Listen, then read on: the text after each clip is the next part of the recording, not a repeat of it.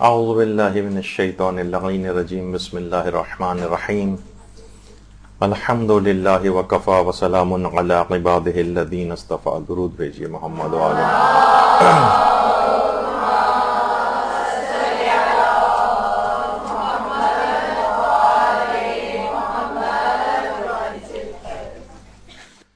دیکھیے فروع دین میں تو آپ کو پتا ہے کہ تقلید کرنا ہوتی. دین کے ہر شعبے کے اندر تقلید نہیں ہے. کچھ چیزیں ایسی ہیں کہ جس میں تقلید نہیں ہوتی ہے. ویسے تو تقلید کی آپ کتنی اہمیت سنتی ہیں کہ تقلید ہونی چاہیے، مجتہد کی بات ماننی چاہیے، لیکن خود مجتہدین ہی فرماتے ہیں کچھ چیزیں ایسی ہیں جن میں تقلید نہیں ہے. اچھا، تقلید نہیں ہے کہ معنی یہ نہیں ہے کہ ان تمام چیزوں میں تقلید کرنا حرام ہے. نہیں، ضروری نہیں ہے کہ آپ مجتہد کی بات مانیں اس میں. یعنی مجتہد اگر ایک بات کہہ بھی رہا ہو تو آپ کے لیے مجتہد کی بات کو ماننا ضروری نہیں ہوتا. کچھ مسئلے ایسے ہیں. چلیں اس میں ایک ایک کر کے بات شروع کرتے ہیں. جیسے مثلا ایک اس میں آتا ہے اصول دین میں تقلید نہیں. اصول دین کون سے؟ توحید، عدل، نبوت، امامت، قیامت. علماء یہ فرماتے ہیں کہ از روئے بصیرت دلیل کے ساتھ مثلا آپ کو اصول دین کو ماننا ضروری ہے. دلیل کے ساتھ. یعنی یہ نہیں کہ ہم کہیں کہ آیت اللہ سیستانی نے فرمایا کہ اللہ ایک ہے، اس وجہ سے آپ اللہ کو ایک مانیں. قیامت آئے گی، رہبر معظم نے بات فرمائی ہے، ہم اس وجہ سے اس بات پہ یقین رکھے ہوئے ہیں. نہیں، آپ کے پاس بصیرت سے آپ کو ان چیزوں کے اوپر اعتقاد ہونا چاہیے اور دلیل سے آپ آگاہی کے ساتھ باقاعدہ ان چیزوں کو سمجھیں. دیکھیے اصول اور فروع. اصل کہتے ہیں، یعنی اصول جو ہے اصل سے نکلا، اصل کے معنی جڑ، اور فروع فرع سے نکلا ہے جس کے معنی شاخ. اچھا، اب دیکھیے بہت سے درخت ایسے ہیں جو آپ کو بہت ہرے بھرے نظر آتے ہیں. یہ اس وجہ سے ہرے بھرے نظر آ رہے ہیں کیونکہ ان کی جڑیں مضبوط ہیں. اچھا، ممکن ہے کوئی درخت جو ہے وہ جڑ کی کمزوری کے باوجود کچھ شاخیں آپ کو ہری بھری نظر آئیں، لیکن بہت مختصر مدت کے لیے ایسا ہوگا، اس کے بعد وہ بھی سوکھ جائیں گی. یعنی یہ جو ہرا بھرا جو درخت آپ کو نظر آ رہا ہوتا ہے، یہ اس بات کی نشاندہی ہے کہ اس کی جڑ مضبوط ہے. علامہ علی نقی نقن صاحب جو مشہور تھے، انہوں نے باقاعدہ ایک انٹرنیٹ پہ ان کی بہت اچھی ایک مجلس بھی اس مسئلے کے اوپر ہے. ہم عام طور پہ آپ نے دیکھا ہوگا کہ لوگ یہ نعرہ لگاتے ہیں کہ بھئی یہ فروعات کیا ہیں، تو فروعی مسائل ہیں، نماز، روزہ وغیرہ. اصل تو چیز ہے انسان کا اعتقاد صحیح ہونا چاہیے. یعنی اپنی بے عملی کے لیے کو ثابت کرنے کے لیے اس طرح کی بحثوں کو لے کر آتے ہیں. یعنی کہتے ہیں کہ اصول اور فروع دین کے اندر ایک ہم نا ایک جھگڑا پیدا کرتے ہیں کہ جناب اصول دین زیادہ اہم ہے، فروع دین تو کوئی ایسی خاص بات نہیں ہے، اور اس پہ عمل نہیں بھی ہو تو کون سا فرق پڑتا ہے، کون سا ہم کوئی کافر ہو جاتے ہیں. نہیں، اس کو ایک بے اہم چیز ثابت کرنے کی فکر کرتے ہیں، دونوں میں تقابل کر کے. دیکھیے علماء یہ فرماتے ہیں کہ جڑ جو ہے نا یہ نظر نہیں آتی، شاخیں نظر آ رہی ہوتی ہیں، لیکن وہ شاخیں وابستہ ہوتی ہیں جڑ سے. ان جڑوں ہی کے ذریعے جو شاخیں ہیں نا ان کو مل رہا ہوتا ہے، ساری غذائیں انہی سے مل رہی ہوتی. تو عقائد بھی جو ہیں یہ دل و دماغ کے اندر پھیل رہے ہوتے ہیں آپ کے. ان کا اظہار شاخوں سے ہوتا ہے. یعنی جو شخص جتنا زیادہ عمل اسلام کے اوپر کرتا نظر آئے گا، یہ اس بات کی دلیل اور نشانی ہوگی کہ اس کی جڑ مضبوط ہے.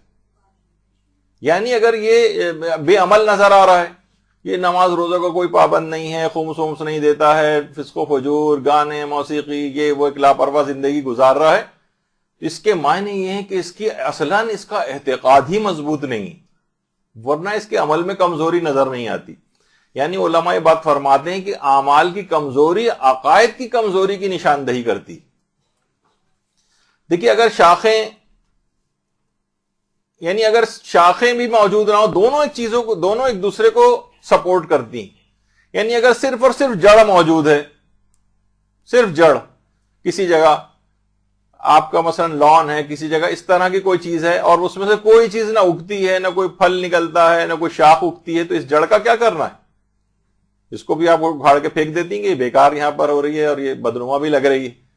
یعنی ایک مکمل درخت جو ہوتا ہے جس میں پھل پھول نکلتے ہیں وہی ہے جس کی جڑیں بھی مضبوط ہوتی ہیں اور جس کی شاخیں پھل پھول وغیرہ بھی اس کے اوپر نکلتے ہیں. یعنی اصول دین بھی اتنا ہی ضروری ہے اور فروع دین بھی اتنا ہی ضروری ہے. ایمان کا درخت اسی وقت نظر آئے گا. ہاں اگر آپ دیکھ رہی ہیں کہ کسی کی شاخیں کمزور ہیں, پزمردہ ہیں, سوکھی ہوئی ہیں, تو آپ سمجھ جائیں گی کہ پھر کیا ہوتا ہے کہ دیکھیے کبھی بھی آپ یہ نہیں کرتی کہ ان شاخوں کو آپ پانی دینے لگیں. نہیں, پانی ہمیشہ جو ہے وہ جڑ میں دیا جاتا ہے. پانی کبھی بھی نہ شاخوں وغیرہ کے اوپر نہیں دیا جاتا, پانی ہمیشہ جڑ میں دیا جاتا ہے. جڑ اگر مضبوط ہوتی ہے تو وہاں سے پھر پانی شاخوں کی طرف خود بخود جاتا ہے. تو فروع دین اگر کسی کمزور ہے, نمازوں میں کوئی شخص ڈنڈی مار رہا ہے یا بے نمازی ہے, روزے نہیں رکھ رہا ہے, خمس نہیں دیتا ہے, نہ اس کو قضا نمازوں کی کوئی فکر ہے, نہ قضا روزوں کی کوئی فکر ہے, نہ کوئی کفاروں کی کوئی فکر ہے, نہ ان کو کوئی انجام دینے کی کوئی فکر ہے, اور اس کے باوجود بھی وہ بڑے بلند و بانگ نعرے مثلا مجالس کے اندر لگا رہا ہے. بعض اوقات جب میں کہیں روایتیں میں پڑھ رہا تھا کہ یقین کی کمی کی وجہ سے نعرے کی قوت میں اضافہ ہوتا ہے. یقین کی کمی کی وجہ سے جتنا یقین کم ہوگا اتنا ہی بعض اوقات نعرے کی قوت بڑھ جاتی ہے. وہ اپنے آپ کو کمپنسیٹ کر رہا ہوتا ہے نعرے, زوردار نعرہ لگا کر. تو علماء یہ فرماتے ہیں کہ اگر دین کی جڑ ہی اگر کمزور ہے, اس بات کی نشاندہی ہو رہی ہے کہ اس کی جڑ اصلاً کمزور ہے, ورنہ یہ تمام اعمال کو کیوں چھوڑتا. دیکھیے اصول دین کا ہم نے بچپن سے صرف رٹا لگایا ہوا ہوتا ہے. بعض اوقات توحید, عدل, نبوت, امامت, قیامت, یہ اصول دین بچپن سے کیونکہ رٹا دیے گئے. لیکن عقائد اگر اس کے راسخ ہوتے تو یہ اپنے اس کے اعمال کمزور نظر نہ آتے. مثلا اگر یہ امامت کو مان رہا ہوتا, ائمہ معصومین کی امامت کو ماننے کے کیا معنی کہ ان کو ان کی اطاعت کو اپنے اوپر فرض جانے. امامت اور کیا صرف نام کے طور پر امام نہیں ہوتا, بہت سارے سنی افراد یا جو اور غیر شیعہ افراد ہیں جو اور ہیں وہ بھی ان کو کہتے ہیں کہ ہاں امام حسین مثلا, لیکن ان کی اطاعت اس انداز سے فرض اللہ کی طرف سے ان کے اوپر قرار دی گئی ہے. اگر یہ ان کی اطاعت کو فرض مانتا تو کیوں ان کے فرامین کی خلاف ورزی کرتا. یہ مثلا اگر اللہ کو عادل مانتا, اسے معلوم ہے کہ اللہ جو ہے وہ عادل ہے اور وہ گناہوں کی سزا بھی دینے والا ہے, تو پھر یہ بے عمل کیسے رہ پاتا. اگر کسی کو یقین ہوتا کہ روز قیامت میں گناہگاروں کتنا سخت ترین دن ہوگا اور روز قیامت گناہگاروں کو اتنا عذاب دیا جائے گا, اس کے باوجود بھی یہ گناہ کرتا نظر آ رہا ہے, تو اس کے معنی یہ ہے کہ اس کو اس انداز کا اعتقاد قیامت کے اوپر نہیں ہے, ورنہ یقیناً ان سے بچتا. آج بھی اگر آپ کے سامنے جو مثال دی جاتی کہ 100 شربت کے گلاس ہوں اور صرف آپ کو یہ کہہ دیا جائے ان 100 میں سے کسی ایک گلاس کے اندر زہر ملا ہوا ہے, تو آپ کبھی بھی اس کا ایج لیں گے کہ بھائی ایک ہی میں تو ملا ہوا, ہو سکتا ہے میں جو ابھی پی رہی ہوں اس کے اندر نہ ہو. نہیں, آپ 100 کے 100 سے اجتناب کرتی. آپ کو پتا ہے کہ چولہے کے اندر جو مثلا آگ نکل رہی ہے, یہ آگ جو ہے ہاتھ کو جلا دے گی, آپ کبھی بھی ڈال کے چیک نہیں کرتی چلو آج چیک کر کے دیکھتے ہیں ہو سکتا ہے آج نہ جلائے. کبھی بھی آپ نہیں کرتی کیونکہ آپ کو یقین ہے. آپ کبھی بھی خدا نہ خواستہ کوئی اگر 10ویں فلور پہ رہتا ہے کسی فلیٹ میں, کبھی بھی اپنے آپ کو گرا کر چیک نہیں کرتا وہاں سے, اسے یقین ہے کہ جب اگر میں نے چھلانگ لگائی گی تو نتیجہ کیا نکلے گا. ہو سکتا ہے ہم آپ کو انٹرنیٹ سے بہت سارے نکال کے 50-100 کیسز دکھا دیں گے 10ویں فلور سے بھی نیچے گرا لیکن تب بھی جان بچ گئی اس کی. ایک احتمال تو نا, ہو سکتا ہے آپ کی جان بچ جائے, لیکن نہیں, آپ کو یقین ہوتا ہے کہ نقصان ہوگا, کبھی اس کام کو نہیں کرتے. لیکن گناہوں کو مسلسل انجام دیتے ہیں تو اس کی مذمت سننے کے باوجود, جبکہ معلوم ہے کہ اس کا نتیجہ آگ کے اندر جلنا ہے, لیکن پھر بھی اس کو انجام دے رہے ہوتے. اس کا مطلب یہ ہے کہ اعتقاد میں کمزوری, جو کہ ہم ابھی سمجھ نہیں رہے. یہ صرف ہم نے رٹا لگایا ہوا ہے, جو بچپن میں سکھا دیا گیا تھا نا اصول دین کتنے ہیں اور فروع دین کتنے ہیں, ہم نے رٹا لگا دیا جائے. آخر سے پہلے کی طرف جائیں تو آپ گڑبڑا جائیں گے, کوئی رٹے میں کمی واقع ہو جائے گی. اس میں رٹا تو آپ نے اوپر سے نیچے کی طرف لگایا ہوا ہے مثلا. تو یہ ہوتا ہے اس کے اندر. تو پھل بھی دیکھیے اسی شاخ کے اوپر نکلتے ہیں کہ جس کی جڑ مضبوط ہوتی. یعنی اعمال صالحہ کا پھل جو اس کے اوپر جو انجام دیا جا رہا ہے اس کا جو نتیجہ ہوگا, یہ پھل بھی ہمیشہ اسی جگہ پر نکلے گا. سوکھی ہوئی ٹہنیوں کے اوپر کبھی بھی پھل نہیں لگتے ہیں. جڑیں اگر نہیں ہوں, صرف اچھا کسی کی جڑ نہیں ہو اور صرف شاخیں ہری بھری نظر آ رہی ہوں, تو یقین مانیے کہ وہ پلاسٹک کا پھر وہ کوئی درخت آپ نے لگایا ہوا ہے. اس کا مطلب مصنوعی ہے. جیسے کہ ہمارے رشتہ دار دوست مجھ سے اکثر کہا کرتے تھے کہ جو اکثر جگہوں پہ آپ دیکھتی ہیں کہ جو چکن کا جو سوپ مل رہا ہوتا ہے بہت سی جگہوں پہ جو مرغیاں لٹکی ہوئی ہوتی ہیں پلاسٹک کی مرغیاں, وہ کہتے ہیں جب بھی آپ دیکھیں ہر دفعہ یہی والی مرغی لٹکی ہوتی ہے, نہ ان کو نکال رہا ہوتا ہے نہ کسی میں سوپ ڈال رہا ہوتا ہے, اس کا مطلب ہے پلاسٹک کی ہے یہ. تو اسی طریقے سے بہت ساری چیزیں یہ ہوتی ہیں کہ بہت سی شاخیں اگر آپ کو بظاہر ہری بھری نظر آ رہی ہیں لیکن ان کی جڑ نہیں ہے تو اس کا مطلب ہے یہ مصنوعی ہے. تو اچھا, پھر علماء یہ بھی کہتے ہیں, دیکھیے میں تھوڑی سی اس وجہ سے اس کے اندر جا رہا ہوں کہ بہرحال ایک عمل کے لحاظ سے بھی اس کے اندر بات آ جائے کہ اگر جڑ مضبوط ہے تو آندھی طوفان بھی اگر آ رہا ہوگا نا تو شاخ تھوڑی سی نیچے جھک جائے گی, درخت کو جھکے گا لیکن دوبارہ پھر اپنی پوزیشن کے اوپر واپس آ جائے گا. لیکن اگر جڑ مضبوط نہیں ہے تو یا تو نیچے گر پڑے گا, پودا ٹوٹ پھوٹ جائے گا. تو اسی طریقے سے یہ ہوتا ہے کہ اگر اعتقاد کمزور ہے کسی کا تو کیا ہوتا ہے کہ ذرا سا کسی نے شک و شبہ ڈالا تو کمزور عقائد والے ادھر سے ادھر ہمیشہ جھول جاتے ہیں, واپس بھی نہیں آ پاتے, وہ خراب نظریہ, خطرناک نظریہ اختیار کر کے بعض اوقات دائرہ اسلام سے بھی خارج ہو سکتے ہیں. تو یہ سب چیزیں اس طرح سے ہیں. تو بہرحال اعتقادات کی جو جڑ ہے اس کو مضبوط ہونا چاہیے. اگر یہ مضبوط ہے اور شاخیں فی الحال کمزور بھی ہیں تو جڑ کی مضبوطی کی وجہ سے وہ شاخیں دوبارہ بھی جو ہے ہری بھری ہو سکتی ہیں. کچھ کمی اس کے اندر آئی تھی لیکن جڑ نے مستقل پانی دیا جاتا رہا وہاں پر, تو ہو سکتا ہے کچھ شاخ تھوڑی دیر کے لیے متاثر بھی ہو جائے تو جڑ مضبوط ہونے کی وجہ سے وہ پانی دوبارہ اس تک پہنچے گا اور پھر دوبارہ بھی ہری بھری ہو سکتی. اللہم صلی علی محمد وعلی آلہ.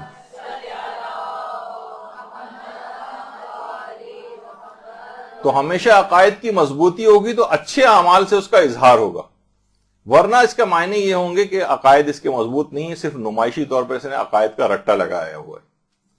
جب بھی علماء یہ فرماتے ہیں کہ اصول دین میں از روئے بصیرت اعتقاد رکھنا ضروری ہے, کسی کے کہنے پر نہیں رکھنا ہے آپ نے. اچھا, اب اس سے یہ بھی مراد نہیں ہے کہ ہم کہیں کہ کیونکہ اصول دین میں تقلید نہیں ہے تو ہم جو چاہیں عقیدہ بنا لیں.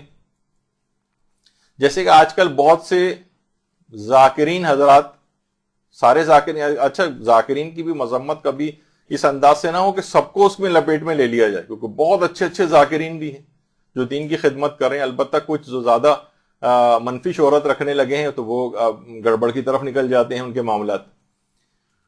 تو وہ یہ کہتے ہیں کہ بھئی اصول دین میں تو دیکھیے تقلید ہے ہی نہیں. ہم کہتے ہیں کہ دیکھیے جو آپ نظریہ بیان کر رہے ہیں آیت اللہ سیستانی نے کہا یہ نظریہ غلط ہے. وہ کہتے ہیں جناب اصول دین میں تو تقلید ہی نہیں ہے. مثلا ہم کہتے ہیں کہ جناب یہ بالفرض کہ ان کا تو نظر یہ ہے, مثلا آیت اللہ سیستانی کا یہ ہے کہ شہادت ثالثہ اس کے اندر نہ پڑھیں, اور اگر جاہل مقصر ہے تو اس کی نماز بھی باطل ہو سکتی. وہ کہے گا کہ بھائی ولایت اور امامت کا نظریہ تو یہ تو اصول دین کے اندر ہے, تو یہ اس میں تو ان کا فتویٰ مانا ہی نہیں جائے گا. حالانکہ تشہد کو پڑھنا یہ تو فروع دین کے اندر آتا ہے, عقائد کی بحث تو بالکل الگ ہے. تو یہ بعض اوقات لوگ اس مسئلے کو اس انداز سے استعمال کرتے ہیں اور وہ غلطی پر ہے. سب سے پہلی بات تو یہ بتا دی جائے کہ اصول دین میں تقلید نہیں ہے. یہ مسئلہ یقیناً بالکل صحیح ہے اور بہت زیادہ شہرت بھی رکھتا ہے. البتہ اتنا بتا دیا جائے کہ ہمارے کچھ علماء ایسے گزرے ہیں کہ جو کہ اصول دین میں تقلید کو جائز سمجھتے تھے. یہاں تاکہ بات مکمل ہو جائے اس وجہ سے آپ کو یہ والا پہلو بھی مکمل ہو جائے کہ اس کے اندر اگرچہ قول مشہور تو یہی ہے کہ اصول دین میں تقلید نہیں ہوتی, لیکن کچھ علماء ہمارے بڑے بڑے علماء ایسے گزرے جیسے محقق مرزا قمی, مرزا ابو القاسم قمی. مرزا ابو القاسم قمی یہ وہی ہیں جو کہ معصوم حضرت معصوم قم سلام اللہ علیہ اللہم صلی علی محمد وعلی محمد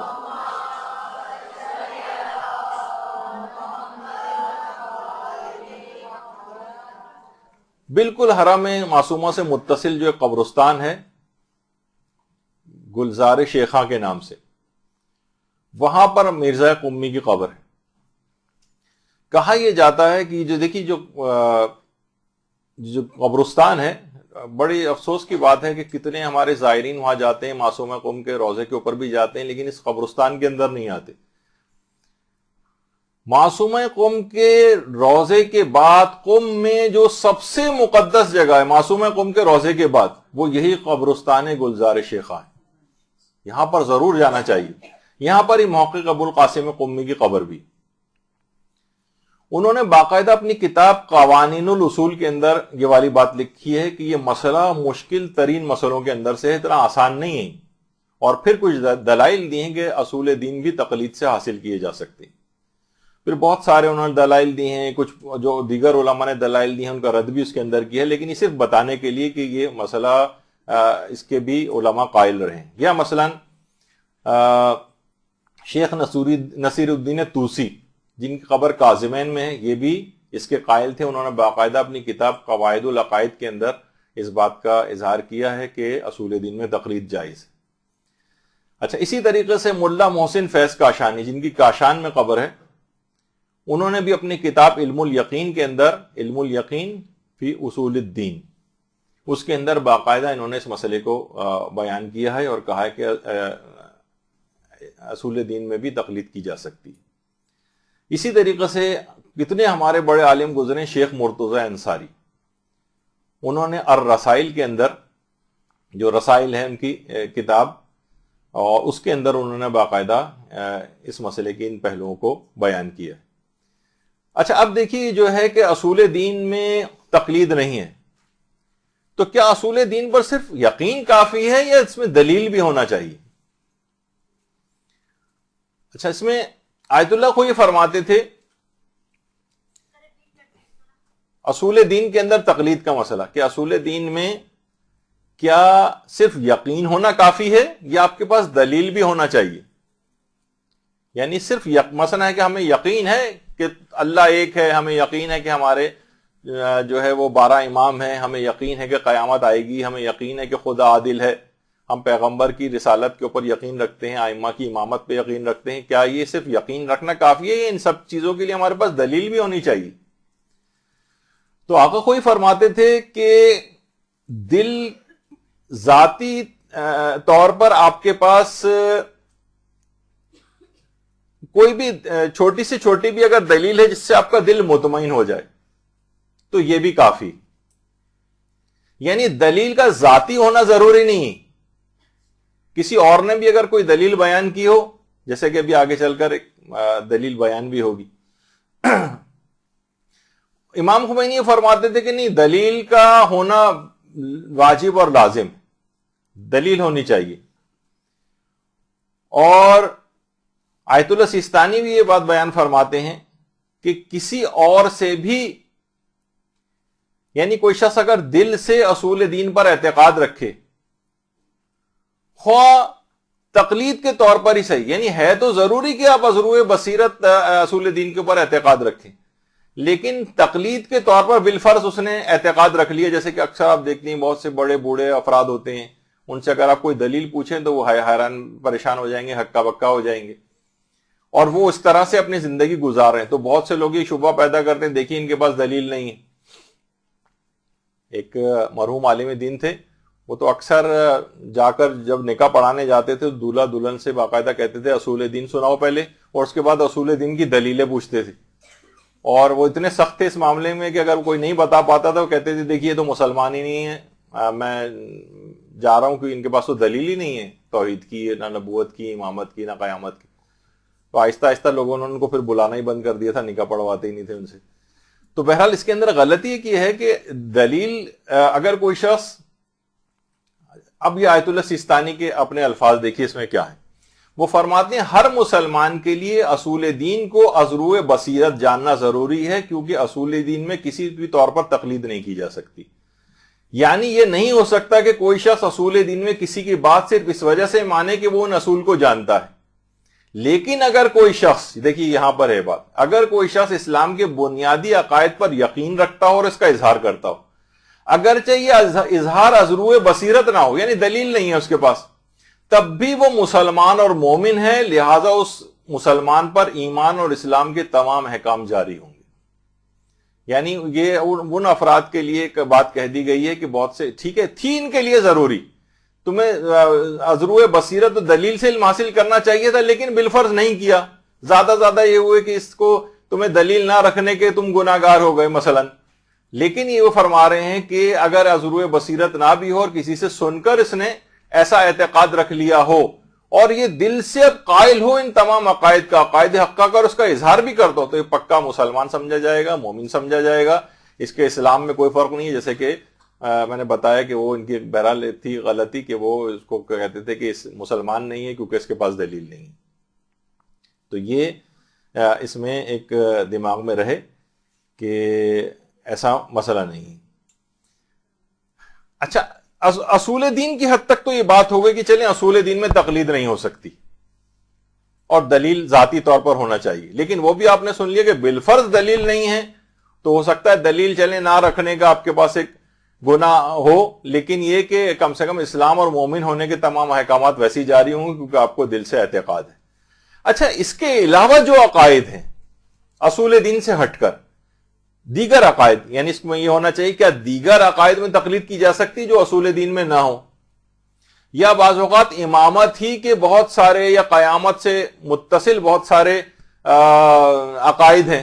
ٹھیک ہے، ایک تو ہے کہ قیامت آئے گی، ایک دن ایسا ہوگا جب ہوگا حساب و کتاب، تو اس کی لیکن اور تفصیلات بھی ہیں. کیا ان میں تقلید ہو سکتی ہے؟ مثلا قیامت جسمانی ہوگی یا روحانی ہوگی؟ معاد جسمانی ایک بڑا معرکۃ الآراء ایک مسئلہ ہے. امامت کی بہت ساری چیزیں کہ امامت جو ہے وہ مثلا نبوت عامہ سے بلند ہے، نبوت خاصہ سے کم ہے. ٹی وی پہ پچھلے دنوں کتنی کنٹروورسیز آپ نے اس میں سنی تھی کہ بہت سے ٹی وی پر آئے تھے اور انہوں نے اس بات سے کہا تھا کہ نہیں تو یہ جو ہیں جس کے اندر یعنی امامت کی بہت سارے اور عقائد اس سے متصل ایسے ہیں، کیا ان میں تقلید کی جا سکتی؟ یعنی اصول دین بطور یعنی امامت ماننا اس میں تو تقلید نہیں ہے، لیکن اس سے جزوی جو بہت سارے عقائد نکلتے ہیں کیا اس میں تقلید ہو سکتی ہے یا نہیں؟ تو ابھی یہ والا کہ مسئلہ اس کے اندر آتا ہے. اچھا، اب یہاں پر علماء یہ بات کہتے ہیں کہ ویسے تو واجب نہیں ہے کہ دیگر عقائد میں آپ تقلید کریں، واجب تو نہیں، لیکن مشورہ سارے علماء یہ دیتے ہیں کہ اس میں علماء متبحرین کی بات مانی جائے. علماء متبحرین یعنی جو باقاعدہ ان علوم کے اندر ڈوبے ہوئے ہیں، جو ہمارے مجتہدین ہیں، ہمارے مراجع کرام ہیں، وہ قرآن و حدیث کے مطابق جو اس سلسلے میں بات کر رہے ہیں. تو آپ یہ نہیں کہہ سکتے بھائی عقائد میں تو تقلید ہوتی نہیں ہے، جیسے کہ عمومی ایک نعرہ ہے وہ اصول دین کے متعلق ہے، اس میں بھی آپ نے ایک گنجائش سن لی. لیکن جو دیگر عقائد ہیں اس میں اگرچہ اس کے اندر بھی تقلید تو نہیں ہے، لیکن یہ کہ وہ اس میں مشورہ یہی ہے کہ علماء متبحرین کی بات مانیں. اور آج کل یہ ٹرینڈ بہت ہو گیا کہ نوجوان ظاہر ہے انٹرنیٹ کے اوپر بیٹھتے ہیں، ادھر ادھر گوگل سے سرچ کیا، اپنے مزاج کے مطابق کچھ دلیلیں مل گئیں، وہ انہوں نے نقل کرنے شروع کر دی کہ ٹھیک ہے آیت اللہ سیستانی یہ کہتے ہوں گے لیکن ہم میں تو دلیل سے یہ بات پتہ چل رہی ہے. اور بھائی آپ کی نظر اتنی نہیں ہے، آپ کا مطالعہ اتنا نہیں ہے، احادیث کی پرکھ آپ کی اتنی نہیں ہے، آپ لغات کو اس حد تک نہیں جانتے ہیں. کتنے سارے علوم ہیں جو کہ مجتہد جن سے واقف ہوتا ہے اور وہ ایک نظریہ نکال کر دے رہا ہوتا ہے، ایک فتویٰ دے رہا ہوتا ہے کسی عقائد کی بات کے اوپر بھی. آپ کو چاہیے کہ لوگوں کو انہی کی بات مانیں. ہمارے بہت سارے اس طرح کے نوجوان جو ہے وہ انٹرنیٹ اور فیس بک وغیرہ پر آ گئے ہیں جو اپنے ذاتی نظریات محقق بن کر لوگوں کے سامنے پیش کر رہے ہیں، جس میں اکثر مجتہدین کے فتاووں کے خلاف ہوتے ہیں، جو اعتقادات بھی انہوں نے بیان کی اس سے بھی ٹکرا رہے ہوتے ہیں.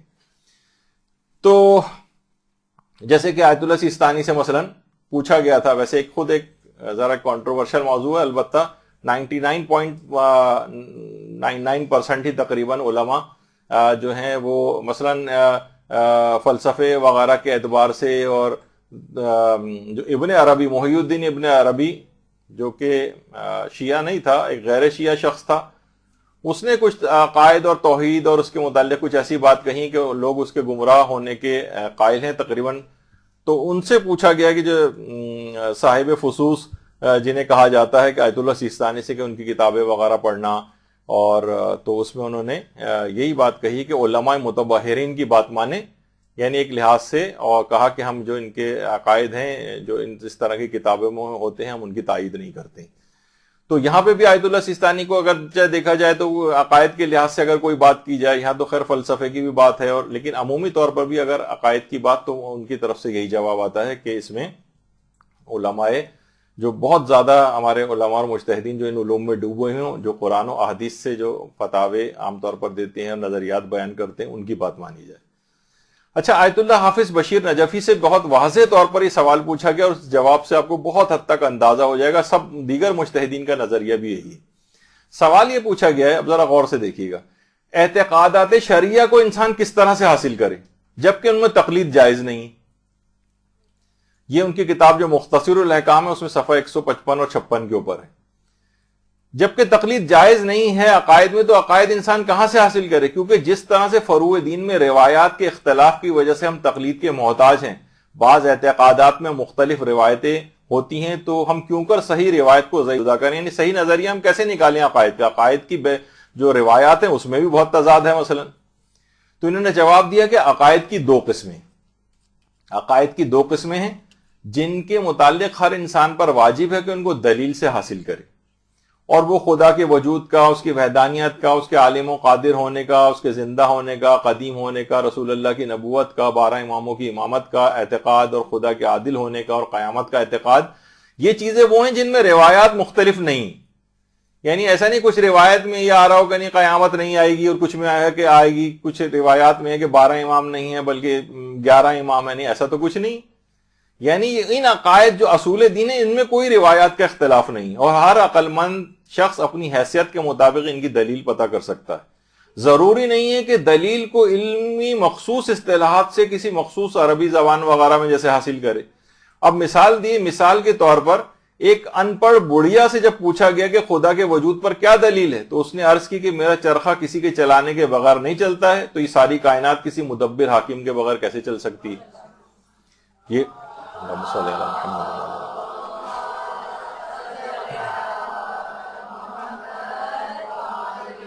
یعنی اتنی معمولی سی دلیل کہ جب میں چرخہ چلا رہی ہوں تو چل رہا ہے، میں ہاتھ روک لیتی ہوں تو رک جاتا ہے، اتنی سی بھی اگر دلیل ہے جو اس کے مطمئن کر رہی ہے اس کے دل کو، تو یہ کافی۔ اسی طرح ہر شخص ظاہر ہے اب کو جتنا علم ہوگا اتنی زیادہ بہتر دلیل اس کے پاس ہوگی۔ پھر فرمانے دوسری قسم ان عقائد کی ہے جو یعنی اصول دین سے ہٹ کر ہیں، جن پر اسلام اور تشیع کا دار و مدار نہیں۔ وہ ان عقائد جن کی طرف اشارہ ہوا ہے ان کے علاوہ ہیں، ان میں تقلید کرنے میں کوئی حرج نہیں ہے۔ دیکھیے وہ نعرہ جو میں ایک بار بار کہہ رہا ہوں کہ لگتا ہے کہ عقائد کے اندر تقلید نہیں ہوتی، وہ صرف اصول دین کا مسئلہ ہے۔ جو اس سے ہٹ کر ہیں ان میں تقلید کرنے میں کوئی حرج نہیں۔ جو بہت سارے اور دقیق ایسے مباحث ہیں ان میں ان کو اب تقلیداً بھی مان سکتی ہیں۔ اور روایت کا اختلاف بھی اس دوسری قسم کے عقائد ہی کے اندر ہے، پہلی قسم کے عقائد میں نہیں ہے جس میں توحید، عدل، نبوت، امامت، قیامت آتی ہے۔ دوسری قسم کی جس میں یعنی واجب نہیں ہے اس کے اوپر اعتقاد رکھنا، بھی آگے چل کر بھی خیر اس کی مثالیں آئیں گی۔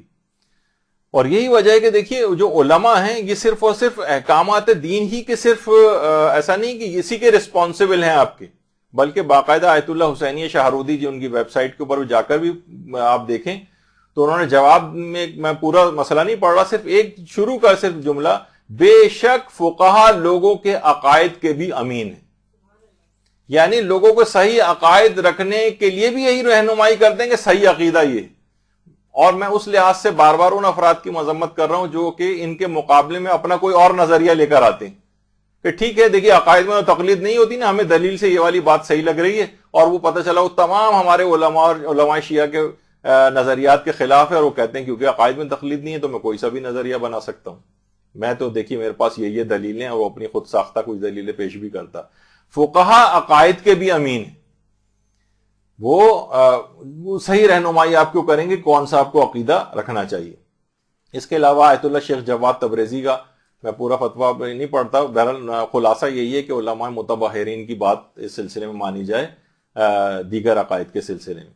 اسی طریقے سے مثلا آیت اللہ خوئی سے بھی پوچھا گیا، آیت اللہ خوئی نے بھی یہی اس کا جواب دیا کہ بہرحال اگر اس کو اگر اعتقاد اور یقین ہے ان عقائد کا تو یہ بھی جائز ہے، چاہے وہ تقلید کے طور پر ہی ان عقائد کو کیوں نہ مان رہا ہوں۔ اچھا، اب پچھلی دفعہ ایک بات آئی تھی وہ تھوڑی سی اور بات کر دوں کہ دیکھیے عقائد کے بھی جو ہے نا بحثیں وہ بعض اوقات کتب استدلالی فقہ کے اندر موجود ہوتی ہیں، یعنی جو استدلال، جو مجتہدین فتوے ثابت کرنے کے لیے جو دلیلیں دیتا ہے، عمل کے لیے جو فتوے ہیں وہ الگ جگہ پہ ہوتے ہیں، اس کو رسالہ عملیہ کہتے ہیں. بعض اوقات عقائد کے فتاوے بھی اس کے اندر آ جاتے ہیں. تو آیت اللہ خوئی سے بھی جو ہے یہی والی چیز پوچھی گئی کہ مثلا آپ کی استدلالی کتب کے اندر جیسے التنقی جو ہے، اس جو کتاب ہے، اس کے اندر جو بات لکھی ہوئی ہے تو وہ آپ کی عربی اور فارسی رسالہ عملیہ میں نہیں ہے، تو کیا اس کو فتوے کے طور پہ لیا جا سکتا ہے؟ تو انہوں نے یہی کہا کہ جو وظیفہ شرعی ہے وہ یہ ہے کہ انسان رسالہ عملیہ پر عمل کرے، نہ کہ میری تقریروں پہ مشتمل دروس پر. جو انہوں نے درس دیے ہیں یا دروس خارج دیے ہیں یا استدلالی کتب فقہ لکھی ہیں، اس کے اوپر وہ عمل کے لیے نہیں ہے. بعض اوقات لوگ اس کی بحثیں لے کے آتے ہیں، دیکھیے آیت اللہ خوئی نے یہ بحث فلاں عقیدے کے اوپر اس میں کی ہے، اور وہاں سے ایک ٹکڑا نکال کر آپ کو پیش کر دیتے ہیں، جبکہ بعض اوقات وہ انہوں نے کہا کہ نہیں یہ عمل کے لیے نہیں ہے. میں پچھلی دفعہ بھی یہ بات آپ کے سامنے پیش کی تھی کہ وہ عمل کے لیے نہیں ہوتی، وہ ایک الگ علمی بحث ہوتی ہے، اس میں سے کوئی ٹکڑا نہیں نکالنا چاہیے. رسالہ عملیہ کے اندر دیکھنا چاہیے کہ وہ کیا کہہ رہے ہیں. بہرحال اس طرح سے آیت اللہ خوئی اور خود یہ آیت اللہ سیستانی بھی الفوائد الفقہیہ جو ان کی فتاوی کے اوپر مشتمل ہے، اس کے اندر آیت اللہ سیستانی نے بھی یہی کہا ہے کہ ان سے پوچھا گیا کہ مجتہد عالم کی جو استدلالی کتب فقہ یا تقریرات ہوتی ہیں ان کی بحثوں پر بھروسہ کر سکتے ہیں نہیں، جبکہ فتووں کی کتابوں میں اس کا تذکرہ نہیں ہوتا. تو انہوں نے یہی بات اس سلسلے میں بیان کی ہے اور کہا کہ بہرحال ان کتابوں پر عمل کو مشکل قرار دیا. خیر چلیں، یہ تو ایک الگ بات تھی.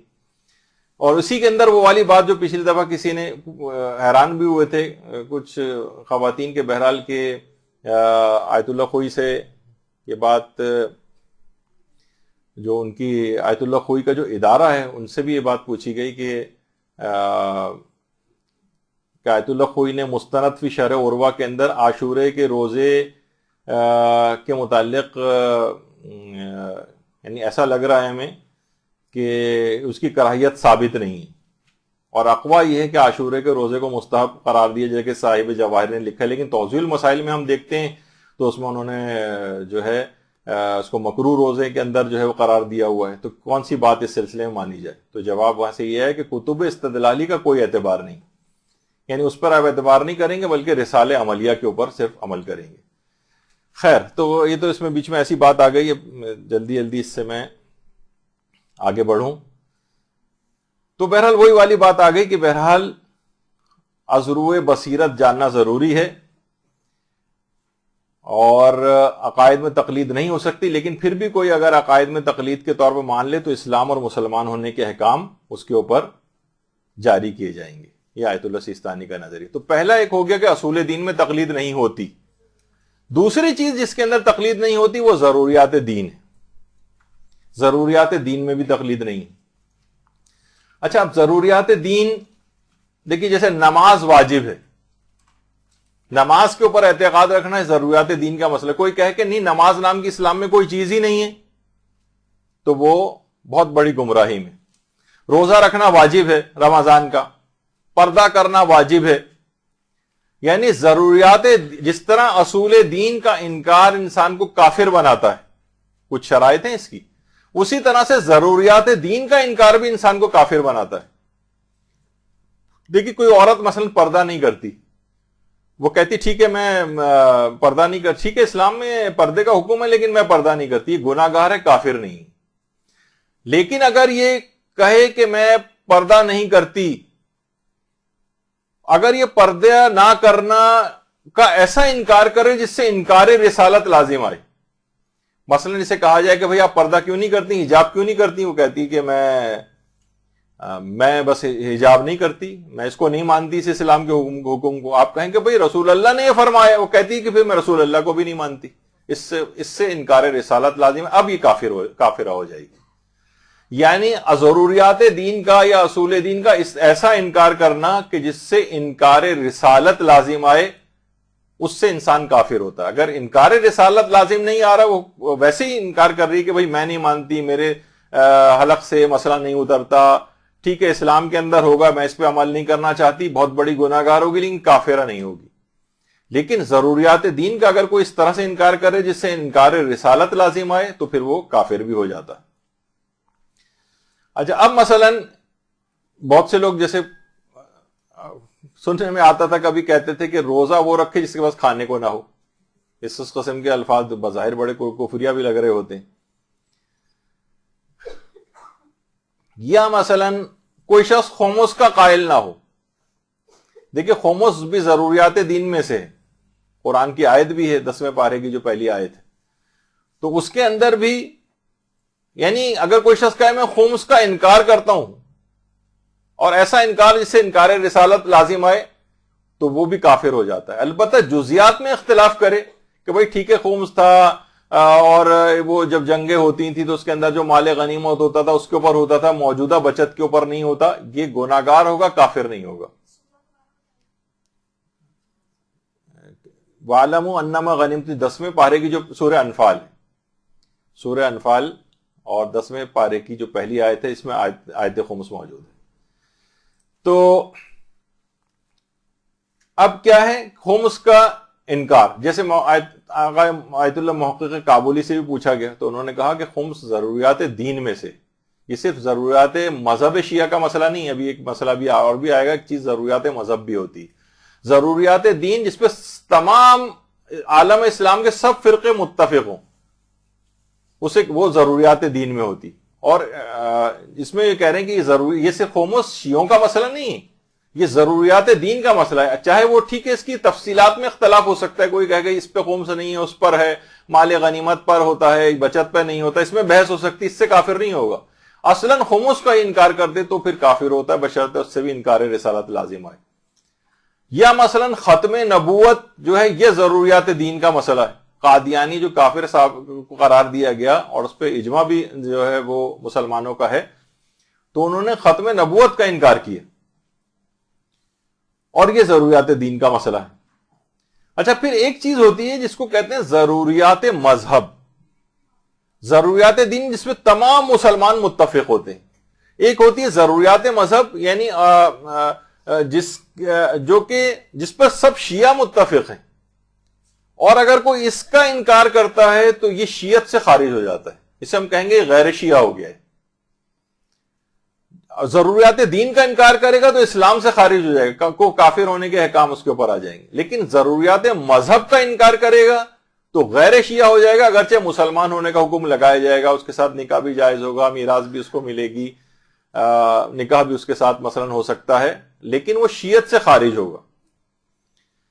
مثلا جیسے کہ امامت، 12 اماموں کا ماننا یہ ضروریات مذہب شیعہ کا مسئلہ ہے، یعنی اگر کوئی ان میں سے ایک امام کو بھی نہ مانے تو وہ شیعت سے خارج ہو جائے گا. ہم اسے نہیں کہیں گے کہ شیعہ ہے. مثلا جس طریقے سے آغا خانی اور بوہری، ہم یہ نہیں کہہ سکتے کہ 6 اماموں تک تو مانتے ہیں اور اس کو اپنے نہیں، یہ شیعت سے خارج. 6 اماموں کا ماننا، ایک امام کو بھی نہ اگر کوئی نہ مانے تو وہ اس کو شیعت سے خارج سمجھا جاتا ہے. جیسے آیت اللہ احمد زنجانی جب آئے تھے تو ایک زمانے میں علامہ اقبال سے ان کی ملاقات ہوئی تھی. علامہ اقبال سے ملاقات میں انہوں نے کہا، علامہ اقبال نے ان سے کہا آیت اللہ احمد زنجانی سے کہ امامت کا تو مسئلہ مجھے سمجھ میں آتا ہے لیکن یہ 12ویں امام کا مسئلہ مجھے یعنی ہضم نہیں ہوتا. یعنی آخری امام ظاہر غیبت میں شکوک و شبہات کا شکار ہیں. تو آیت اللہ احمد زنجانی نے مسکراتے ہوئے ان سے کہا تھا کہ اگر آپ 11 کی امامت کے قائل ہو جائیں تو ہم 12ویں پر اصرار نہیں کریں گے.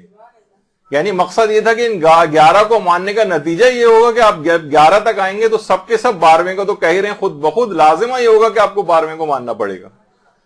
تو بہرحال اگر کوئی ایک کو بھی نہ مانے تو وہ شیعت سے خارج ہو جائے گا. شیعت سے خارج. ہم یہ نہیں کہہ سکتے وہ 6 5 4 یہ اس طرح سے اتنا تو مان نہیں رہا ہے. جیسے بہت سے لوگ جو زیدیہ فرقہ یمن وغیرہ اس کو شیعت کے اندر شمار کرتے ہیں، نہیں، وہ شیعت سے خارج ہے. اور خیر ان کے عقائد اور وہ بہت سی چیزیں الگ ہیں. وہ مظلوم ہونا ایک الگ چیز ہے، وہ تو اگر کوئی کافر بھی اگر مظلوم ہے تو اس کی حمایت کی جائے گی، کیونکہ مظلوم ہونے میں کافر اور مسلمان نہیں دیکھا جاتا.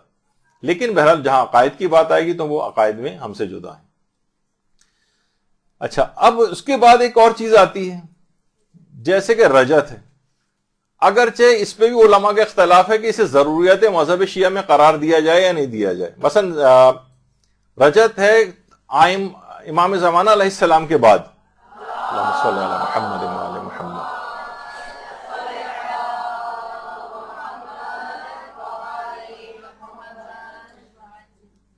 تمام ائمہ کی دوبارہ واپسی، رجت کہتی ہے اس کو واپس آنا، تمام ائمہ کی واپسی، اس پہ پوری کتابیں تک لکھی گئی ہیں، اس پہ تو قرآنی آیات دلیل کے طور پہ پیش کی جاتی ہیں، احادیث پیش کی جاتی ہیں، اور ایک زمانے میں بلکہ کچھ علماء کے نظریے میں یہ عقیدہ جو ہے ضروریات مذہب شیعہ کا بھی حصہ رہا ہے، اگرچہ آج کل کے مراجع اتنا اس بات کو نہیں کہتے، یعنی اگر کسی کو رجت پتہ ہی نہیں ہے، اسے معلوم ہی نہیں کہ رجت کیا چیز ہوتی ہے، اس کے لیے ایک نیا عقیدہ، تو بہرحال اس سے شیعت سے خارج نہیں ہوتا ہے وہ۔ لیکن ایک زمانہ تھا کہ جب رجت جو ہے وہ ضروریات مذہب شیعہ، یہ بھی دیکھیے ایک علمی بحث ہے کہ ممکن ہے کہ کوئی مسئلہ کبھی ضروریات مذہب کا حصہ رہے اور کبھی نہ رہے، کچھ مسائل میں ایسا ممکن ہے، لیکن ابھی اس کی تفصیل میں نہیں جا سکتے۔ تو بہرحال تو ضروریات مذہب کے اندر بھی تقلید نہیں ہوتی۔ اچھا، 4 چیزیں ایسی ہیں کہ جس کے اندر تقلید نہیں، اصول دین میں تقلید نہیں ہے، لیکن اس کے جزئی مسائل بھی آپ نے سن لیے۔ ضروریات دین میں بھی تقلید نہیں، ضروریات دین میں مثلا ہم کہیں کہ ختم نبوت جو ہے یہ آیت اللہ سیستانی نے فرمایا ہے، نہیں، اس کے اندر تقلید والا مسئلہ نہیں۔ اور تیسری چیز ابھی اور آگے آئے گی جس کو آج میرے پاس وقت نہیں رہا، وہ 2 چیزوں کے اندر آدھے پونا گھنٹے کا تقریباً مسائل اور باقی رہ گئے آج۔ ایک ہے یقینیات کے اندر تقلید نہیں ہوتی، جس کو بدیہیات بھی کہتے ہیں، اور موضوعات خارجی میں تقلید نہیں ہوتی، جس کی بہت عمومی زندگی کی بہت ساری مثالیں میں آج مجھے آپ کو دینی تھی، اور وہ بڑی دلچسپ مثالیں تھیں کہ عام زندگی میں جو ہم اکثر مجتہد بھی کبھی کوئی بات ایسی کہہ دیتا ہے کہ فلاں چیز جائز ہے یا جائز نہیں، اس کی عمومی زندگی کچھ ایسی مثالیں جس میں تقلید نہیں ہے، لیکن مجتہد کی طرف سے مثلا فتویٰ آ جاتا ہے تو ہمیں اس کو بھی ماننا ہے یا نہیں ماننا، جبکہ اس کے اندر تقلید نہیں ہوتی۔ لیکن یہ ابھی آپ کو سمجھ میں نہیں آئے گا انشاءاللہ اگلی دفعہ کے اندر۔ تو کچھ 4 چیزیں ایسی ہیں جس کے اندر تقلید نہیں ہوتی ہے، اصول دین میں، ضروریات دین میں، یقینیات اور بدیہیات میں، اور موضوعات خارجی میں۔ اور بغیر کسی تمہید میں جائے گفتگو براہ راست وہاں سے متصل کر دیتے ہیں کہ 4 چیزیں بتائی گئی تھیں کہ 4 چیزوں میں تقلید نہیں ہے۔ ان میں ایک چیز تو یہ ہے اصول دین، اصول دین میں کوئی تقلید نہیں ہے۔ دوسری چیز بتائی گئی تھی ضروریات دین، اس میں بھی تقلید نہیں ہوتی ہے، اور اس کی مثالیں بھی آ گئی تھیں۔ اور تیسری چیز ہے یقینیات یا بدیہیات جس کو کہتے ہیں، بہت ہی واضح چیزیں، اتنی کہ یقینی اور واضح ہیں کہ اس میں کسی تقلید کی کوئی ضرورت نہیں ہے۔ مثلا دن میں 5 نمازیں واجب ہیں، فجر، ظہر، عصر، مغرب، عشاء۔ اب ہم تقلید کے اعتبار سے نہیں مانتے کہ آیت اللہ سیستانی نے کہا ہے کہ مثلا نماز فجر کی نام کی ایک نماز ہوتی ہے، نماز ظہر اور عصر، تقلید سے ہمیں پتہ نہیں چلا ہے۔ ایک یقینی، ایک بدیہی بالکل چیز ہے، اس کے اندر بھی تقلید نہیں ہے۔ اسی طرح سے ان نماز پنجگانہ میں کتنی رکعات ہیں، اس میں کوئی اختلاف نہیں ہے، بالکل یقینی چیز ہے، بدیہی چیز ہے کہ فجر کی 2، ظہر کی 4، عصر کی 4، مغرب کی 3 اور عشاء کی 4 رکعات ہوتی۔ مسلمانوں کسی فرقے کے اندر کوئی بھی اختلاف نہیں ہے، یہ یقینی اور بدیہی چیز۔ یہ 3 چیزیں ہوئیں، اور اسی کے ساتھ اسی طرح سے جیسے نماز جمعہ ہے، اس کے متعلق بھی یہی ہے کہ یہ 2 رکعت کی نماز ہے، جمعے کے دن پڑھی جاتی ہے، اور یہ بھی یقینی اور بدیہی بالکل چیز ہے۔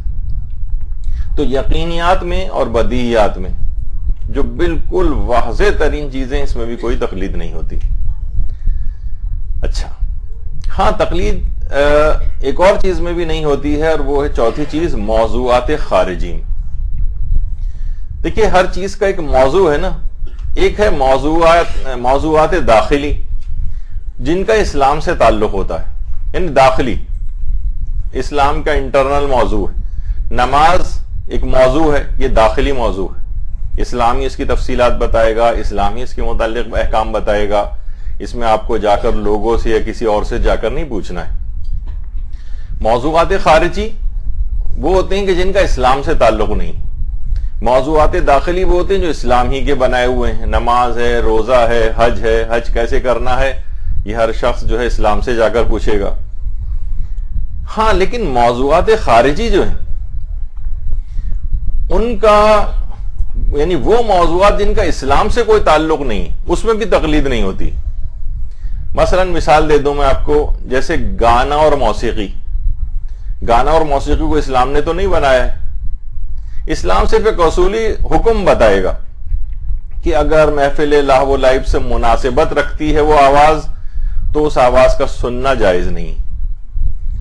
اب محفل لہو و لعب سے اب اکثر لوگ کیا کرتے ہیں آج کل کہ وہ مجتہدین کے پاس بھی بھجوا دیتے ہیں, علماء کے پاس واٹس ایپ کلپ بھجواتے ہیں کہ ذرا یہ سن کر بتائیے کہ یہ جو گانا ہے یہ جائز ہے یا جائز نہیں. اب وہ عالم یا جو مجتہد ہے پہلے وہ پورا گانا سنے پھر ان کو حکم بتائے. نہیں, اصلاً یہ کوئی عالم بھی نہیں بتا سکتا ہے اور نہ ہی یہ کوئی مجتہد اس کے اندر دخل دیتا ہے. جب بھی آپ دیکھتے ہیں کہ لوگ کتنے ہی انداز سے سوال پوچھ لیں گانے اور موسیقی کا, جواب وہ ایک ہی اصولی طور پر جو ہوتا ہے وہی دیا جاتا ہے وہاں سے کہ اگر یہ موسیقی یا یہ گانا محفل لہو و لعب یعنی جو گانے بجانے کی اور برائی کی جو محفلیں ہیں وہاں سے مناسبت رکھتی ہے تو حرام ہے. اب مناسبت رکھتی ہے نہیں رکھتی آپ خود تحقیق کریں. مجتہد جا کے ہر محفل کو چیک نہیں کرے گا کہ مجتہد خود جا کر شریک ہو, سنے, دیکھے, پھر آپ کو ایک حکم بتائے, اور یہ ممکن بھی نہیں ہے. لاکھوں تقاریب ہو رہی ہیں, لاکھوں محفلیں ہو رہی ہیں, تو یہ ہر شخص خود تحقیق کرے, اس میں تقلید نہیں ہوتی. تو اکثر لوگ جو یہ اس قسم کے سوالات پوچھتے ہیں, آپ استفتاءات کے سیکشن میں جائیں گانے اور موسیقی وغیرہ کے آیت اللہ سیستانی کے, تقریباً ہر سوال کا جواب ایک ہی ملے گا آپ کو. اصلاً کوئی وہ چیز ہو نہیں سکتی, ممکن نہیں ہے کہ مجتہد جو اس کے اوپر جو ہے وہ اپنی ایک رائے دے کہ وہ اگر بالفرض کہہ بھی دے کہ محفل لہو و لعب سے مناسبت رکھتی ہے اور آپ کی تحقیق یہ کہ نہیں اس کا کوئی تعلق محفل لہو و لعب سے نہیں. مثلا یہ تو ایک ملی ایک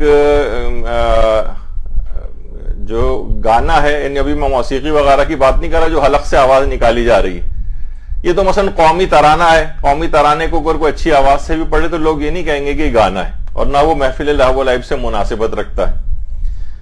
تو یہ ہر شخص خود تحقیق کرے, یعنی موضوعات خارجی کے اندر تقلید نہیں ہوتی ہے. یہ ایک انتہائی اہم چیز ہے. اسی طریقے سے ممکن ہے کہ ایک مشروب آپ کے سامنے موجود ہو تو مجتہد کبھی بھی اس پہ حکم نہیں لگائے گا کہ یہ چیز شراب ہے.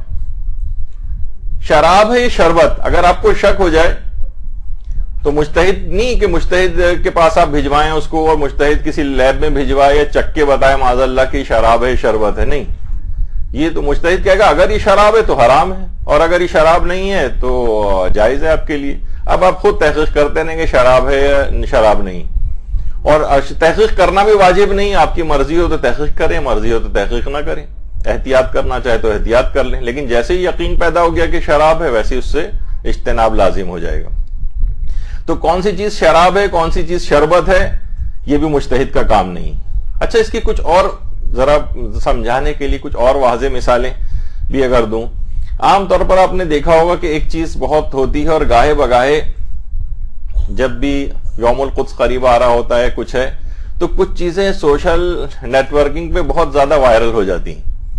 مثلا یہ کہ کون سی کمپنیاں ایسی ہیں کہ جن کا منافع اسرائیل کو جاتا ہے, تو اسرائیل اچھا پھر اس میں نا بہت ساری پروڈکٹس کی لسٹ آتی ہے, ان پہ کراس بنا ہوا ہوتا ہے, یہ کمپنی وہ کمپنی وہ کمپنی, اور عام طور پہ بہت ساری کمپنیاں ایسی ہیں جو خود پاکستان کے اندر بھی کام کر رہی ہیں. تو اب لوگ مجتہدین کے نام سے ایک چیز شائع کرتے ہیں کہ آیت اللہ سیستانی نے یا رہبر معظم نے ان کمپنیوں کو حرام قرار دیا, جبکہ نام لے کر ان میں سے کسی بھی مجتہد نے آج تک نام لے کر اصولی مسئلہ بیان کرتے ہیں. اصولی مسئلہ کیا ہے کہ وہ کمپنیاں کہ جن کا پروفٹ جو ہے وہ صہیونیوں کو جاتا ہو, صہیونی حکومت کو جاتا ہو, جو میڈ ان اسرائیل پروڈکٹس ہیں ان کی خرید و فروخت جائز نہیں, کہ جن کا منافع اسرائیل کو جاتا ہے. اب آپ نے اچھا اس کے اندر میں آپ کو اور بتا دوں, کچھ لوگوں نے ذاتی طور پر کوئی تحقیق کی بھی ہوتی ہے تو ہر شخص کو وہ تحقیق بتانا واجب نہیں.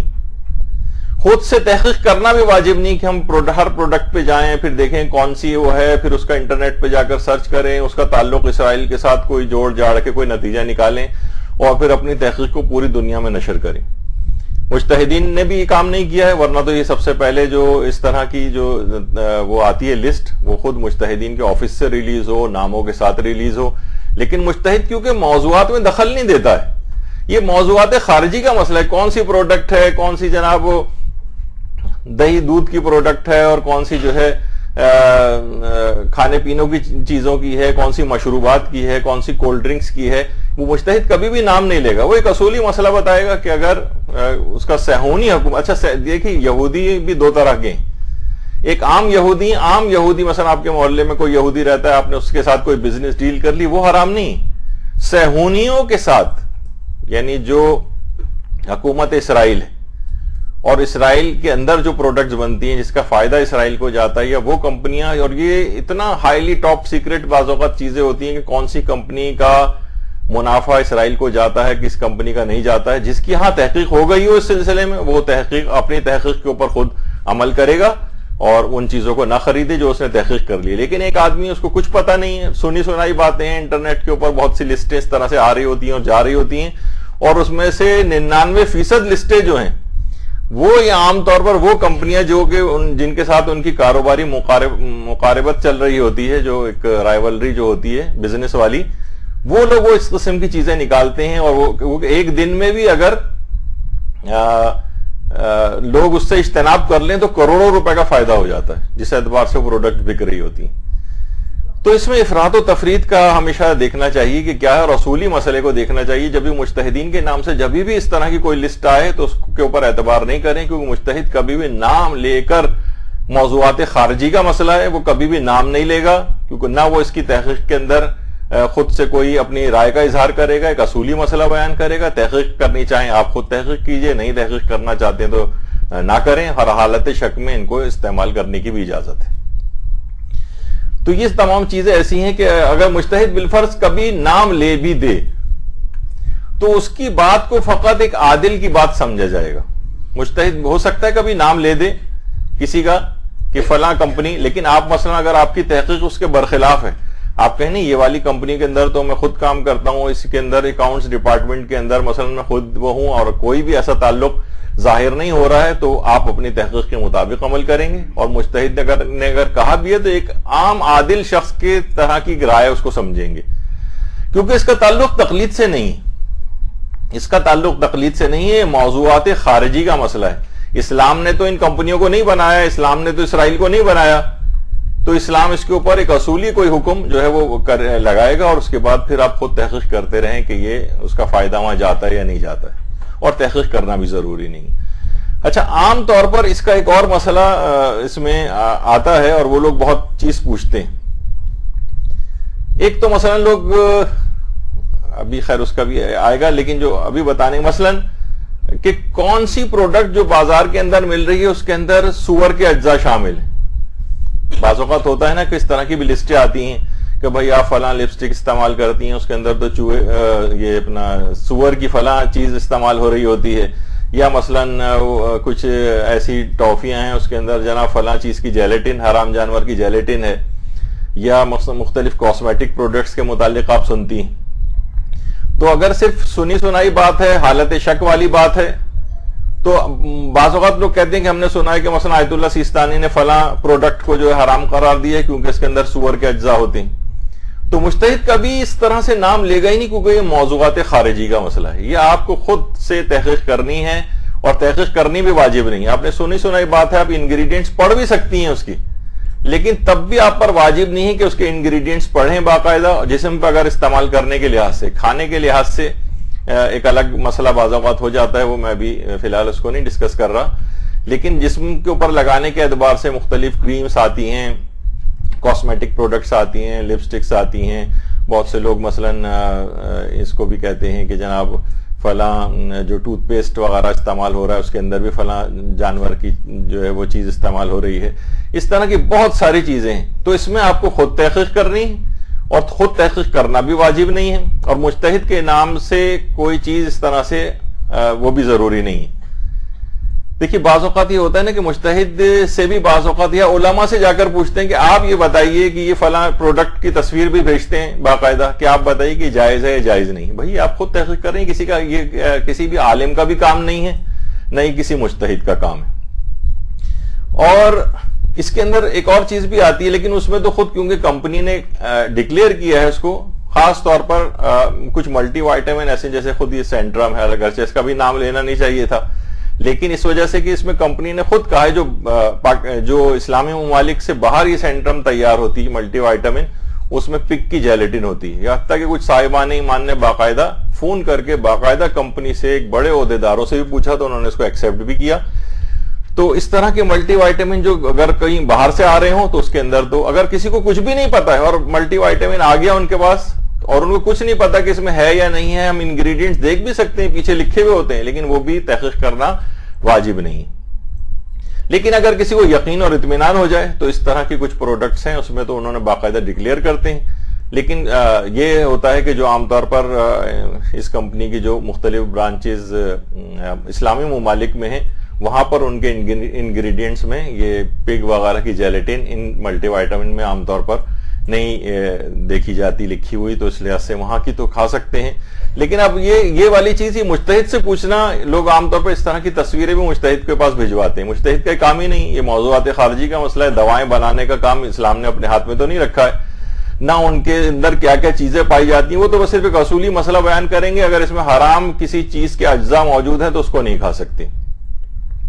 جیسے کہ عام طور پر مچھلی کے کیپسولز وغیرہ ہوتے ہیں مچھلی کے تیل کے، تو اس کے اندر بھی یہی والا مسئلہ ہوتا ہے کہ آپ کو خود تحقیق کرنی ہے. لوگ عام طور پر جو فش آئلز وغیرہ کے کیپسولز آتے ہیں اس کی بھی تصویریں مجتہدین کو بھجواتے ہیں کہ آپ دیکھ کے بتائیے کہ ہمارے لیے یہ چیز کھانا جائز ہے یا جائز نہیں. وہاں سے پھر وہی جواب آتا ہے کہ تحقیق آپ خود کریں گے، اگر چھلکے والی مچھلی کے کیپسول ہیں تو آپ کے لیے کھانا جائز ہے، اور اگر بغیر چھلکے کی ہے تو کھانا جائز نہیں. اور عام طور پر سوائے ایک آدھ کے، شاید جیسے میں نے پچھلی دفعہ بتایا تھا کہ کاڈ فش جو ہے اس میں بھی دو ورائٹی ہوتی ہیں، ایک بغیر چھلکے کی، ایک چھلکے والی ہے. تو بہرحال کاڈ لیور آئل وغیرہ وہ زیادہ تر چھلکے والی مچھلی کے ہوتے ہیں، تو اس کے لحاظ سے تو ہے. لیکن اور جتنے فش آئلز کے کیپسول دستیاب ہیں بازاروں میں، ان میں کسی بھی جگہ یہ نہیں لکھا ہوتا، اور تحقیق کرنا بہت ہی مشکل کام بھی ہے کہ کس مچھلی کے اجزاء سے کس مچھلی کا تیل اس کے اندر جو ہے وہ استعمال ہو رہا ہے. تو اگر کوئی اس لحاظ سے کوئی میڈیکل کے لحاظ سے انتہائی اشد ضرورت نہیں ہے اور کوئی آلٹرنیٹ بھی نہیں ہے تو حالت شک میں اس کا استعمال بھی جائز نہیں. تو بہرحال یہ اس طرح کی چیزیں ہیں، چند ایک میں مثالیں دے رہا ہوں کہ جس میں تقلید نہیں ہوتی. اس میں ایک موضوعات خارجی ہے، موضوعات خارجی جس کا اسلام سے کوئی تعلق نہیں. اچھا بعض اوقات ہمیں لگ رہا ہوتا ہے کہ اس کا اسلام سے تعلق ہے، مثلا جیسے رویت ہلال کا مسئلہ ہے، چاند نکلا یا چاند نہیں نکلا، چاند کا دکھائی دینا نہ دکھائی دینا اس کا بھی اسلام سے کوئی تعلق نہیں. ٹھیک ہے، ہاں یہ ضرور ہے کہ آپ کو کچھ مسائل کے تحت، اپنے مجتہد کے مسائل کے تحت جو انہوں نے بتائے ہیں چیزیں، اس کے مطابق چاند کی تحقیق کے بعد اپنے فریضے کو متعین کرنا ہوتا ہے کہ ہم رمضان کو شروع کریں یا نہیں کریں، یا ہم اگلے دن مثلا عید منائیں یا نہ منائیں. لیکن چاند نکلا ہے یا نہیں نکلا اس کا مجتہد سے کوئی تعلق نہیں. مثلا مجتہد اعلان کر بھی دے کہ جناب کراچی میں یا پاکستان میں چاند نظر نہیں آیا، اور آپ نے چھت پہ کھڑے ہو کے خود اپنی آنکھوں سے چاند دیکھ لیا ہے، تو اب آپ یہ نہیں کہیں گے کہ نہیں بھائی دیکھیے تو آیت اللہ سیستانی نے جب منع کر دیا ہے کہ چاند نظر نہیں آیا تو یہ بھی اس کا مطلب ہے نہیں ہے. اگر نظر بھی آ رہا ہے تو آپ اس کو نظر انداز نہیں کر سکتی. آپ نے خود ہی اپنی آنکھوں سے دیکھ لیا. موضوعات کا مسئلہ ہے، موضوعات خارجی ہے، آپ کی اپنی تحقیق ہے. مجتہد کہتا ہے کہ ٹھیک ہے ان اصولوں کو دیکھو اور اس کے مطابق خود چاند کی تحقیق کرو، ہم سے نہیں پوچھو. اور بعض اوقات مجتہد کہتا بھی کہ چاند کی بہت سے اتنے دقیق چیزیں ہیں اور چاند کا افق اتنا گھٹتا بڑھتا رہتا ہے. آیت اللہ سیستانی کے فتوے میں کہ آیت اللہ سیستانی نے کبھی کبھی یہ بھی کہتے ہیں کہ مختلف ممالک والے ہماری جو آفس ہے اس سے رجوع کر کے پوچھ لیں کہ ان کے ملک میں چاند نظر آیا یا نہیں آیا، کیونکہ وہاں پہ پورا ایک ادارہ ہے، رصد گاہیں ہیں ان کی، اور ان کے بڑے محققین اس سلسلے میں بیٹھے ہوئے ہیں جو کہ آپ کے علاقے کے چاند کی بھی اطلاع رکھتے ہیں. لیکن اصلاً یہ اپنی طور پر وہ ایک عادل کی گواہی کے طور پر تو مان سکتے ہیں کہ چاند ہوا یا نہیں ہوا، لیکن اصلاً اس کا تعلق نہیں ہے. اس کو آپ کو خود ہی تحقیق کرنا ہوتی، اور خود آپ پر بھی چاند کی تحقیق واجب نہیں. مثلا آج جو ہے 30 شعبان ہے یا مثلاً پہلی رمضان ہے، اور آپ نے غروب سے پہلے اپنے کھڑکی دروازے بند کر لیے، موبائل فون سوئچ آف کر کے رکھ دیا، سب لوگوں سے تعلق منقطع کر لیا، ٹی وی بند کر لیا، بالکل آپ کو اجازت ہے. اور اگلے دن 30 میں تو یہ ہو جائے گا، لیکن بعض اوقات 29 کی، کیونکہ 30 میں تو یہ ہوگا کہ اگلے دن یقینی پہلی ہوگی، لیکن 29 کی چاند کے اندر عام طور پر یہ ہوتا ہے کہ اطلاع کہیں سے آ رہی ہوتی ہے، کہیں سے نہیں آ رہی ہوتی، تو آپ پر تحقیق بھی واجب نہیں ہے. آپ سب چیزیں بند کر کے، ہاں البتہ اگر آپ کو بعد میں پتہ چل جائے کہ چاند ہو گیا تھا اور اگلے دن رمضان تھا، تو اس ایک روزے کی قضا کرنا پڑے گی اگر آپ نے روزہ نہیں رکھا ہے، تو وہ ایک الگ حکم ہے، لیکن آپ گناہگار نہیں ہوئی کیونکہ آپ پر چاند کی تحقیق واجب نہیں ہے. اگرچہ اس میں بہت سی چیزیں بڑی دقیق ہیں اور بعض اوقات بڑی دلچسپ بھی ہوتی ہیں، تو یہ ایک دماغ میں رہے. تو یہ بظاہر ہمیں لگ رہا ہوتا ہے کہ یہ تو اسلام کا مسئلہ ہے. نہیں، رؤیت ہلال اسلام کا مسئلہ نہیں. چاند نظر آنا نہ آنا، کافر کو بھی چاند نظر آتا ہے نہیں آتا، جب بھی کہا جاتا ہے سائنسی لحاظ سے بھی، اگر حتیٰ کہ نجومی کی بات پہ بھی اگر آپ کو یقین آ جائے اور وہ کہہ دے کہ چاند جو ہے ہو گیا ہے، تو آپ اس کی اگر اطمینان ہو جائے تو آپ کس کی بات پہ بھی یقین کر سکتے ہیں. آپ جو ہے وہ مختلف سائٹس کے اوپر چلی جائیں، مون سائٹنگ وغیرہ کی، ان کے اوپر اگر اعتماد ہو، وہ باقاعدہ اعلان کریں کہ اتنے وقت کے اوپر جو ہے وہ چاند نظر آیا ہے اور آپ کو اطمینان ہو رہا ہو، تو آپ ان کی بات پہ بھی یقین کر سکتے ہیں. یعنی اس کا اسلام سے تعلق نہیں، موضوعات کا مسئلہ ہے. اکثر لوگ کہتے ہیں بھائی آغا سیستانی کا فتویٰ بتائیے کہ انہوں نے کیا کہا ہے، چاند ہوا یا نہیں ہوا، تو اصلا نہیں، ان کا مسئلہ نہیں ہے. تو یہی ہم بار بار کہہ رہے ہیں کہ کن چیزوں میں تقلید نہیں ہوتی، تو اس کے اندر یہ عمومی زندگی کی بھی کچھ مثالیں. اچھا، بہت سے لوگ کیا کرتے ہیں، وہی میں نے کہا، یا تو تصویر بھیجیں گے، یا جیسے کہ اکثر ایئرپورٹ کے اوپر حاجی حضرات جب جا رہے ہوتے ہیں تو کوئی اپنا احرام دھلوا کر آیا ہوتا ہے، کوئی کسی نے دھوبی کو دیے ہوتے ہیں. اب اس کے اندر مثلا سرف وغیرہ سے یا کسی واشنگ پاؤڈر سے دھویا اور اس میں خوشبو آ رہی ہے، تو لوگ اپنے احرام کو لا کے مولانا کی ناک کے اوپر آ کر لگا رہے ہوتے ہیں، سونگ کے بتائیے کہ اس میں خوشبو تو نہیں آ رہی ہے. بھائی مولانا کیا بتائیں گے، آپ کی اپنی بھی ماشاءاللہ ناک ہے، آپ خود بھی سونگ سکتی ہیں چیزیں کہ خوشبو اس کو کہیں گے یا نہیں کہیں گے. اور تو یہ موضوعات کا مسئلہ ہے، نہ یہ مولانا بتائیں گے اور نہ ہی مجتہد بتائے گا، یہ تو آپ کو خود طے کرنا ہے کہ اس میں خوشبو آ رہی ہے یا نہیں آ رہی. اس کا اسلام سے تعلق نہیں. اچھا، اب اس میں ایک اور مسئلہ خواتین کے اعتبار سے آتا ہے، وہ ہے مثلا کون مہندی کا یا کیمیکل والی مہندی کا مسئلہ. اچھا، کیمیکل والی مہندی یا کون مہندی عام طور پر خواتین جو لگاتی ہیں، اس کا مسئلہ اتنا پوچھتی ہیں روزانہ کی بنیاد پہ. میرے خیال ہے مدرسے کے بعد 4-5 دفعہ تو کم سے کم یہ والا مسئلہ روز کی بنیاد پہ آتا ہے. اچھا، یہ بھی موضوعات کا مسئلہ ہے، یعنی مجتہد کے پاس بھی یہ والے مسئلے جاتے ہیں، تو کبھی زیادہ تر تو مجتہد جو ہے وہ نا اصولی مسئلہ بیان کرتا ہے. اصولی مسئلہ مثلا کوئی پوچھ رہا ہے کہ آج کل بازار میں کیمیکل والی مہندی ملتی ہے، اس کو لگانے میں وضو اور غسل کا کیا حکم ہے، اور وہ مہندی ایسی ہوتی ہے کہ جب اترتی ہے تو چھلکے اس کے ساتھ ساتھ اترتے ہیں، تو اس سے وضو ہو جاتا ہے یا نہیں، اور اس قسم کی مہندی لگانے میں کوئی حرج تو نہیں ہے. یہ مجتہدین آقا سیستانی کو بھیجا گیا مثلا سوال. تو وہاں سے وہی اصولی جواب آتا ہے کہ اگر احتمال دارد امکان اس بات کا موجود ہے کہ معنی رسیدہ نے آپ باشد، یعنی یہ پانی پہنچنے میں رکاوٹ ہے، باید برطرف شود، تو لازم ہے کہ اس کو ہٹایا جائے. اچھا، اب مسئلہ یہ ہے کہ آپ تو یہی تو کہتی ہیں کہ اس کو ہٹانا ہی تو بہت مشکل ہے، اور ہٹاتے ہیں تو نیچے سے ایک اور چیز نکل رہی ہوتی ہے، وہ بھی مہندی، گویا مہندی کی لیئرز اتر رہی ہیں، تو یہ تو رکاوٹ ہوئی. تو مجتہد نے اصولی مسئلہ بیان کیا کہ اگر احتمال ہے اس کا کہ یہ پانی پہنچنے میں رکاوٹ ہے تو اس کو ہٹائیے. مجتہد اب ساری اقسام جا کے ڈسکس نہیں کرے گا، اور کبھی مجتہد اپنی رائے دے دے گا. کبھی یہی چیز سوال پوچھا جاتا ہے کہ کیا یہ جائز ہے کیمیکل والی مہندی لگانا اور اس میں وضو ہو جاتا ہے یا نہیں، تو وہاں سے جواب یہی آتا ہے کہ اس کے اندر کوئی حرج نہیں ہے اور پانی پہنچنے میں بھی رکاوٹ نہیں. کبھی وہ اپنی رائے دے دیتا ہے مجتہد، یعنی مجتہد رائے بھی دے سکتا ہے اور اصولی مسئلہ بھی بیان کر سکتا ہے. اچھا، اب میں اس لحاظ سے آپ کا یہ والا مسئلہ حل ہی کر دوں. ایک لحاظ سے اگر آپ کو بھی اس پہ اطمینان ہو جائے، اطمینان نہیں ہو رہا ہے تو پھر مجتہد مثلا انہوں نے یہ کہا کہ اگر امکان ہے کہ آپ کو اس بات پر اطمینان نہیں ہو رہا ہے، آپ کہہ رہی نہیں کیمیکل والی مہندی کی جو لیئرز ہیں یہ وہی مہندی کی لیئرز اتر رہی ہیں، تو پھر آپ کا وظیفہ شرعی یہ ہے کہ آپ وضوء جبیرہ بھی کریں اور تیمم جبیرہ بھی کریں.